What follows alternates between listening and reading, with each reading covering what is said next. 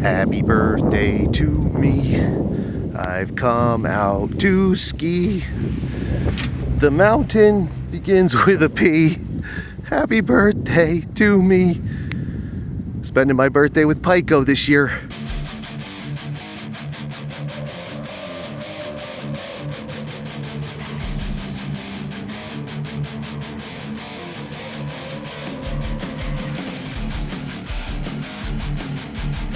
That's right, instead of the usual theme music, whether it be the usual theme music or the electric ski pole song, I was singing my own birthday song there on the Golden Express quad over at Pico. Last Monday, Monday the 22nd, I spent my birthday. February 22nd is my birthday. I said it enough that day. I'm sure anybody who's watching this knew it.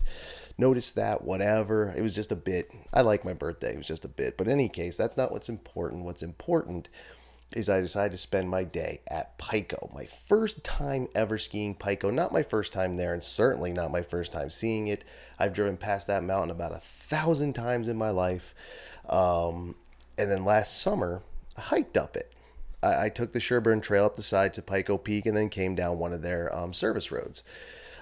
Because it was freezing cold and I wanted to get off that mountain as quick as possible. That's right, in the summer it was 30 degrees up on top. It was cold, and I was not dressed for it nor prepared for it. But that's on me. But in any case, I was doing a little scouting up there while I was up there this summer, looking around, checking out Pico, doing a little recon, as it were. And it didn't matter because when there's snow on it, it's completely different, which we all know. If you've been on a ski mountain in the summer and you've been on a ski mountain in the winter, you know it's two completely different worlds. Two completely different worlds. But in any case, we're not talking about that either. We're talking about the day at Pico. I am Tim from Ski Rex Media. I did not mention that before, and just get it out of the way. Make sure you subscribe, like, share, all that stuff. YouTube and IGTV. These are video only, and check this one out and check out the past ones from past mountains. You might like them, and you might like this one. And now that I've stumbled through that, let's actually talk about the day at Pico. February 22nd. It was a Monday. Now the wonderful thing about Pico and Killington as well, they do the Vermont, New Hampshire days. People who live in those states can get cheap tickets. $45 at Pico for a Monday. Awesome. Jumped on that the minute I found it. Always scroll down the homepage of any mountain you go to. Don't just click the ticket link, because then you're in a mindset. Tickets, and you see tickets and you buy tickets. Go down, look for the deals, scroll all the way to the bottom, find everything. You'll find all the information you need. Plus, during COVID-19, all the requirements, face masks, social distancing, all that stuff, we know about now, that's where it all is. In any case, $45 for a Monday. My birthday happened to be on a Monday. I said, what? It's kismet. It has to happen. Bought the ticket, went out February 22nd that morning and checked it out. Now, the place is awesome. I'll say that. It was even better than I had anticipated. I anticipated it being good.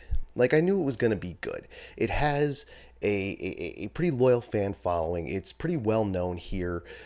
Great reputation. Awesome location. Like, it is on a main highway. Like, it is there. Like, you cannot miss it.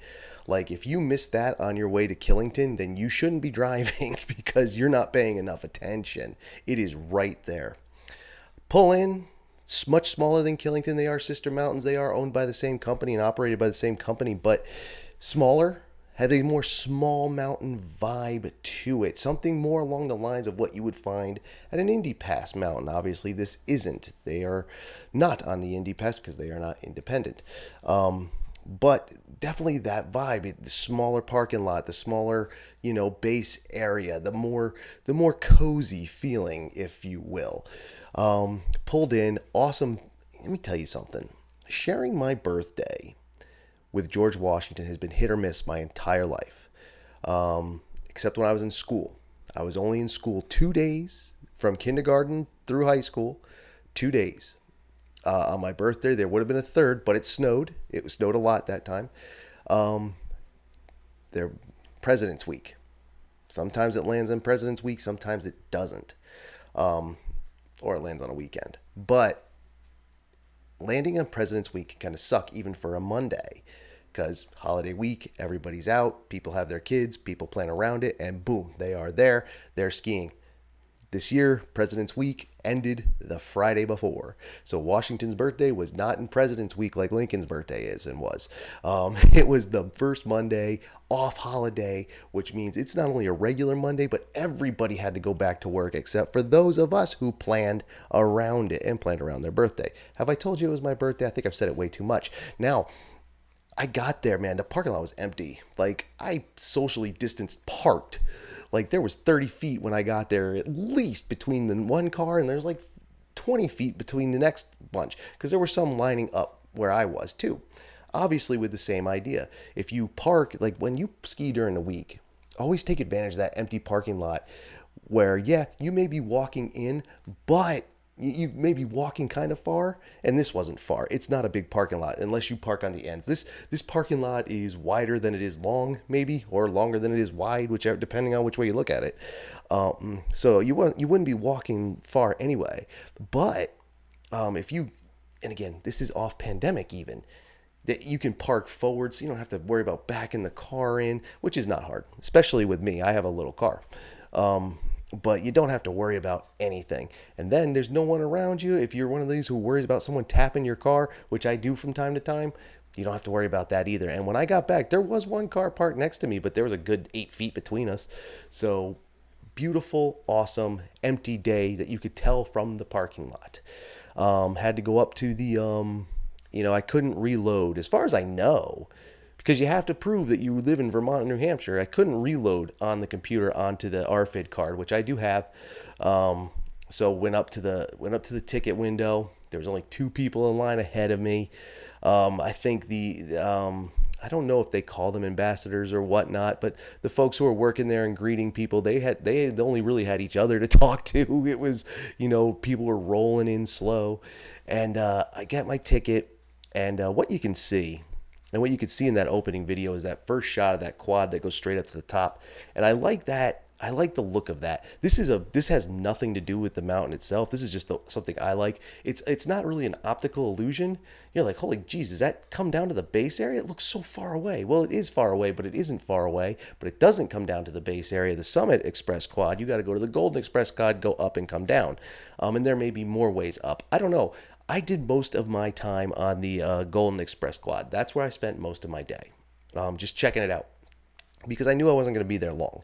I absolutely bailed when the snow got too bad, but we'll get to that, or was picking up, but we'll get to that. Now, I spent most of my time up there, and just off that lift alone, and again, not every lift was open. It was a Monday, and it was a slow off holiday Monday. So I don't expect there to be everything open. I'm pretty sure every trail was open that you could get to. You may have to go all the way to the top and work your way roundabout down to hit everything. But, and I'm not 100% sure, even though I literally just looked at the trail map, I'm not 100% sure you could do that, but that's okay too.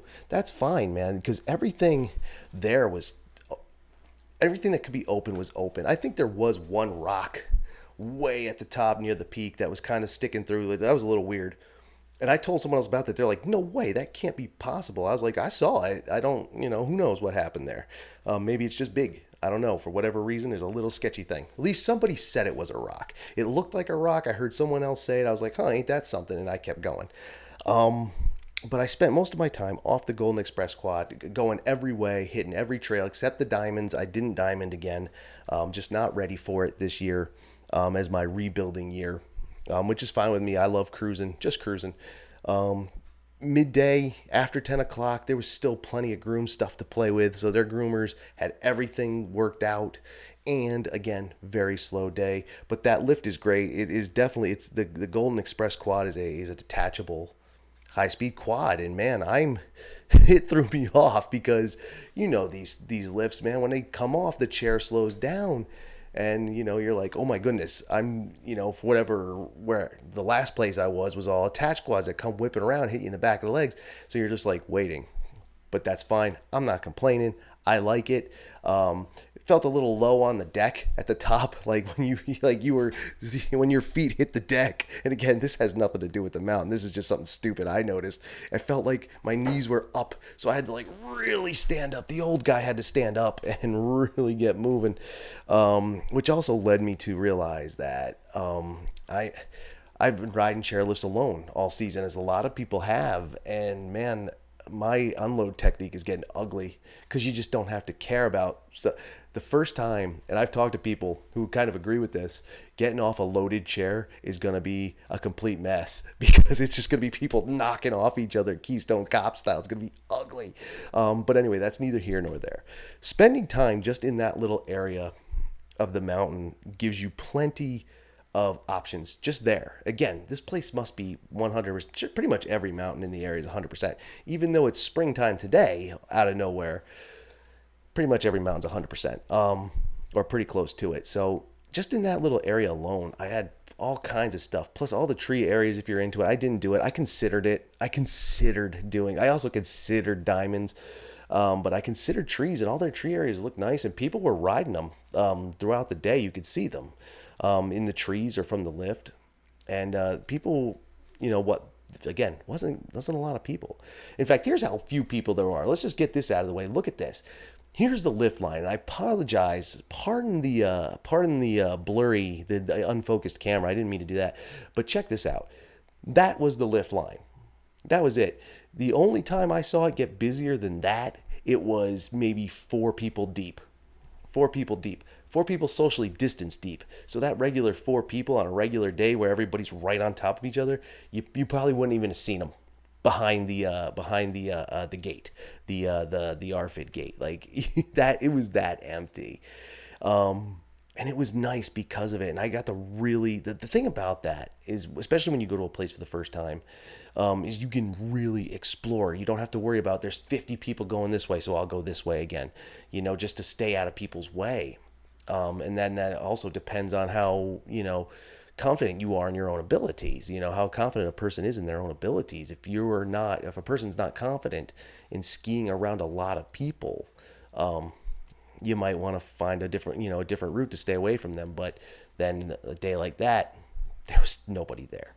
So a lot of options, like I said. In fact, this one time, I'm going to show you this. This was kind of awesome. I went down by the outpost double chair. It wasn't running that day. Fine, not worried about that because you could keep going past it. Plus, it was just something I hadn't done, and I was, I was so green on this hill, I had no idea what trail went where. So I was checking out the trail map board at the bottom and the top, just trying to learn my way around. I still got lost a couple times, but we'll get to that in a minute. I ended up down by the outpost double chair. Now check this out.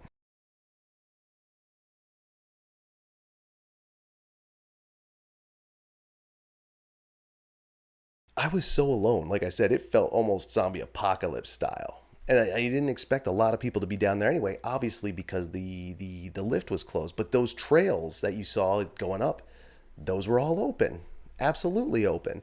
You could come down that way. A person could come down that way. So it was nice and quiet, and just what a great mountain for that kind of vibe. Like, I don't want them to be empty all the time. Obviously, they need to make money too to stay open, to be able to stay that cool. But it just felt cool. It felt cool to be in a place that's not far from home, that isn't super big, could explore a ton of it. Like I said, I wasn't there all day. I was only there for a few hours, 4 hours maybe, half a day. And I explored a good amount of the mountain, from what I could get to. Believe me, if I would have stopped getting turned around, I would have seen more. But I did get up to the top as well. I made my way down to the Summit Express quad and went up. Now, I want to show another little piece of video. This was, again, for the Instagram story. Follow Ski Rex Media on Instagram. This was from that. And as you can see, at the top, you're 3,900 feet up, give or take. And up in the clouds, it was starting to snow. The wind was blowing. I didn't turn the camera towards Killington because there was no point. You couldn't see it. You couldn't see anything up there because it was weather day. It was weather. But it was still nice up there. That lift ride was nice. A little breezy, that day. It was very windy. Well, I can't say very windy, but it was noticeable. Colder up by the top, obviously. So I get up there, and I've always heard about the Trail 49er. Now, it's an easier trail. It's blues, I think. Heard about it, never tried it. Tried it. Awesome. I know people will usually, no, I can't say that. That's too generalized of a statement, but I've never picked the hardest trail or the most technical trail or whatever it is for my favorite trail on a mountain. I like the more scenic trails, and I always have. Even when I was skiing diamonds and trees a bunch, I always picked the scenic trail. And you drop down into this trail, and it's narrow. It's like narrow, and you're almost in just like a wide open glade. Like you almost feel like you stepped into another world. And when I started down, it was after a bunch of people went first, so they were long gone. So I had this little narrow chute. It's not super narrow. It's like not dangerously narrow. It just looks awesome with the snow covered trees, and it is beautiful. And the thing is, it turns off. And this is where one of the places I got turned around because a bunch of people were stopped there, and for whatever reason it completely threw me off. So did I continue through the narrows, or do I go to the left? And to continue through the narrow trees is the Summit Glades set of trails off the 49er. So I did pick the right one because, again, not really up to diamond speed yet. I think I could handle a couple steeps, but that's it. Like if there's bumps, forget it. My knees would blow out in a second, and I'm just not up for it. I'm not strong enough for it yet. But so the Summit Glades, I would like to see that, and I will. But this time I did not, and like I said, I got turned around. And when I got turned around, was one of the times I was trying, like I knew, all right, so when I was up there this summer, they have the trail up at the top. You see it, Double Diamond Trail. There's the sign, it says Upper Giant Killer. The greatest trail name I've ever seen. Personal favorite. I don't know how the trail is because it's a double, so I stayed away from it this time. I've skied Double Diamonds in the past, but like I said, I'm not up to it anymore, and I'm good with just cruising the intermediate stuff. But coolest, Upper Giant Killer. Like that's just a great trail name. I love it. I think it's great. I just wanted to get a picture of the sign. Couldn't get it at the top. So like, all right, I'll go get to the blue version, the Lower Giant Killer, right? Couldn't. I got lost on the way. I got turned around. I got turned around so many days, and I think it's because I was excited. I was just excited, so I was hitting this, get off the lift, hit that, look at the, looking at the trail map, saying, all right, go this way, turn here, turn there, good, got it. You didn't have it. I didn't have it. And I got turned around. So again, I didn't explore as much as I probably could have because I kept getting turned around because I was just going. I was just moving. And that's what I was doing. And it was just such a nice day, even for a cloudy day. Because here's how nice it was. If you look at this video here, you can see that there was a view from the lower spots of the mountain because at the top was where the clouds were hanging. But below that, you could see out. And even for a cloudy day, it still looks nice. And it wasn't super cold, even though it started snowing. And I think that view isn't, again, I take the scenic trails as my favorite, not the tech trails. Some people, judge, their favorite is a park. And I went through their terrain park too. I didn't hit any of the features, but I did go through it. In fact, that is where it started. That was when it started snowing, is when I went through there. So I went through the terrain park. Some people like the park. Some people like the technical trails. Some people like the scenic trails. That's me, as their favorites. And it just looked great that day. It just looked great. And then the beautiful part is once you get off the mountain and you're checking out the buildings, it's very modern. Again, it has all the modern technology, the RFIDs, the lifts, all that stuff, all the same stuff you'd find right up the road at Killington, a larger resort. But it has the smaller vibe and the smaller feel and the great, the buildings have a look of not, I don't want to say not modern. I'm not an architecture nerd, so I don't know I just know I like which buildings I like, and I like the look of these. These look great. All the modern amenities that could be open this year. Obviously, not everything can be open in the way it has been in the past, but they did a great job, man. You could almost, again, it was another place. And I've seen a couple this year. Is another place where you almost don't feel like, once you're on the mountain, you don't feel like there's a pandemic going on, that there's any of this COVID-19 stuff going on. You really drop out from the rest of the world and say, wow, this feels like just a normal ski day and a ski year. And for some of the people who've been hitting weekends, they've said it because attendance has been ridiculous. It makes you wonder which mountains, and not Pico isn't one of these, but there have been rumors that some have been overselling capacity. They don't want nobody to know. Again, just rumors. I'm just messing around. I don't know. But Pico, man, they had it locked. The everything was nice. The inside of the buildings was nice. Again, I didn't check out anything more than the restrooms. But it was good to go. Clean, modern, well kept, nice employees everywhere. The lifties, ticket people, greeters slash ambassadors slash whatever word they use. I can't remember off the top of my head. Great location, awesome location. Like, you can't beat that location right off Route 4. Like, that's a main road that runs across the state. It's US 4. It runs through into New Hampshire and into New York, going obviously in opposite directions, and then all the way across Vermont. US 4. It is a main road. You cannot beat the location of this place. The only way you could beat the location of a ski mountain like this, or a similar location, is if it has its own exit off an interstate. Like, its own exit. That's the only way you can beat the location. It's wonderful. It's a wonderful place. I really, really enjoyed it. Like I said, I enjoyed it more than I thought I would, because I didn't know what to expect, because I just hiked it. And like I said, it's different. Like, I can say I saw the trails and I looked at trails, but it's different when there's snow on it. It looks different. It feels different. The topography's kind of different. Where, maybe because of the way the snow piled up, an area that looks steep in the summer isn't steep in the winter, You never know. So it was great. I loved it, and would definitely recommend it to anybody. I can't wait to go again. Nobody has ever oversold this place. From my own opinion, people have told me, it's great. You'll love it. You can't beat it. Our favorite mountain, one of our favorite mountains, would go there every year, would live there if I could. And they do have ski on, ski off condo neighborhoods. I found those in the summer because I got turned around on the trails and ended up walking out through the condo neighborhood. But that's fine too. These things happen. But same thing, you can ski right down, basically to where you live, and that'd be that.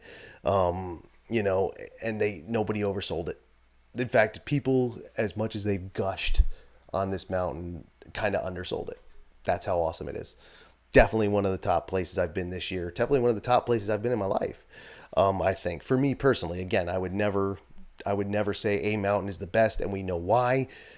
It's just too subjective. But for me personally, my own personal list, I loved it.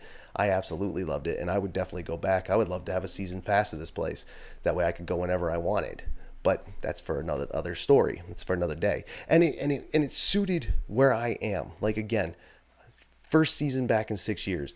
Definitely not in great shape. Definitely let myself go. And I'm not whining or complaining. I'm just saying I don't ski like I once did. And it was perfect. There was a ton of terrain up there for someone like that, like me. You'd play all day and not get bored. So it was definitely awesome. Although I did ski good that day. As for the recap portion of this video, and we're already over 20 minutes, so we'll get through the recap part quick, because I skied well. And I felt well up there. Wish I could have gotten more video. Forgot my GoPro harness here at the HQ because I'm an idiot. But at least I have notes this time. But it was, I skied well. And I only bailed because I knew it was going to snow.